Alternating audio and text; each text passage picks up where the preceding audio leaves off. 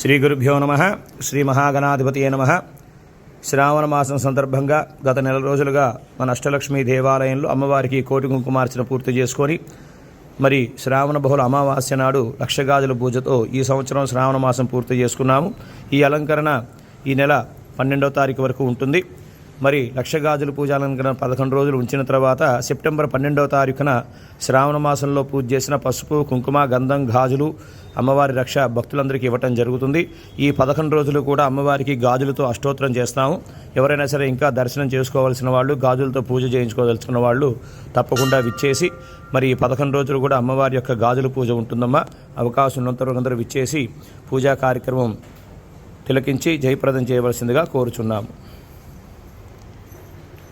సర్వమంగళ మాంగళ్యే శివే సర్వార్థసాధికే శరణ్యే త్ర్యంబకే దేవీ నారాయణి నమోస్తుతే.